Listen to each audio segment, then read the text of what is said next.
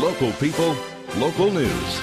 You're watching Local News 8 HD at 10. A fire quickly spreads in the foothills just east of Soda Springs. This is brand new video of that fire. It broke out about 3 o'clock this afternoon. The flames racing across sagebrush, quickly engulfing more than 250 acres and at one time threatening several homes. People living near Arthur Kelly Park and Pioneer Drive did not have to be evacuated thanks to the aerial attacks from planes and helicopters, and no homes were destroyed.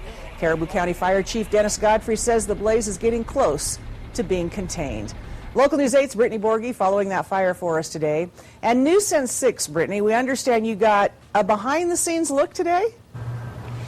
That's right, Carol. You know, my photographer Tyler Gibbons and I were hanging out at Incident Command getting some video and some information, and the fire was moving away from us, sort of over the top of this ridge, and all of a sudden this car pulls up, and this guy and his wife are like, do you guys want to get a better view of the fire? So we say, well, yeah, and he says, hop in. So we did, and Bill Perkins and his wife Monica speed us back out Pioneer Drive, past the railroad tracks and around the hill where the fire was burning. We perched on the side of the road where you can see the fire creeping up toward the telephone towers at the top of the hill.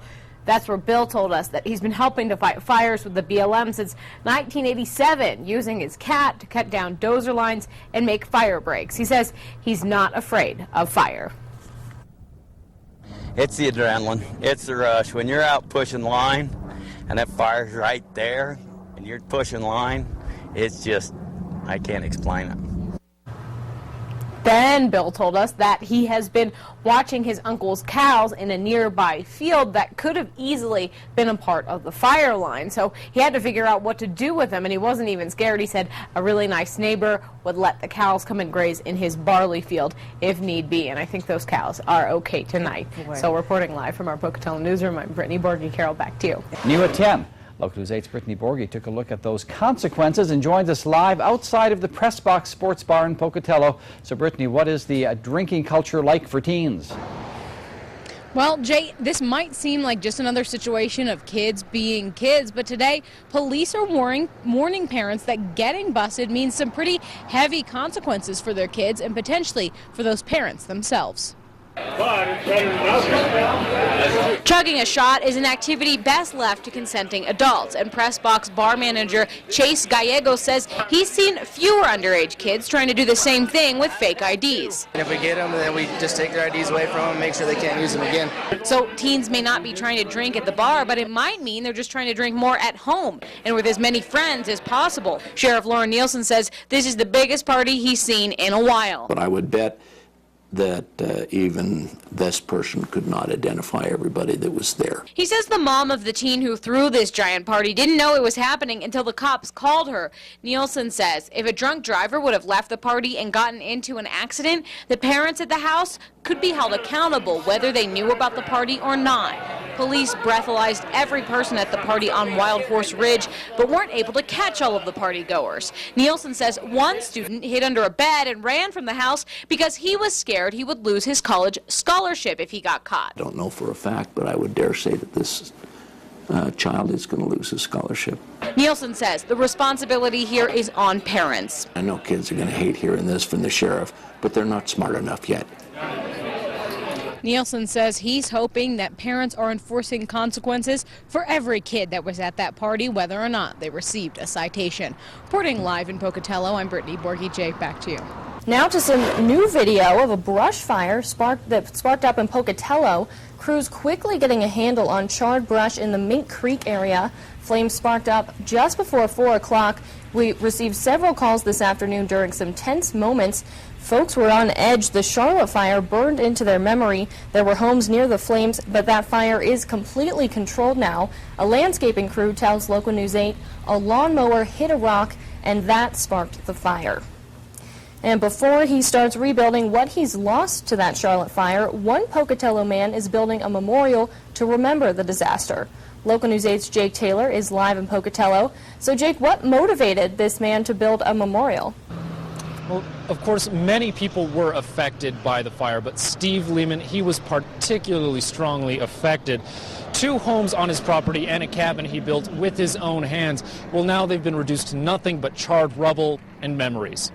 Brittany Borgie, live overlooking the Gate City. Brittany, why did Smith get the honor? Well, a Hall of Fame Board of Director Mary Hartung told me tonight that she nominated Smith for the honor because he's one of just 7 people who has been nominated for the Ninth Circuit Court of Appeals in the last 100 years. But, you know, Smith has some humble beginnings, and he wasn't the only rural farm boy at the country club tonight.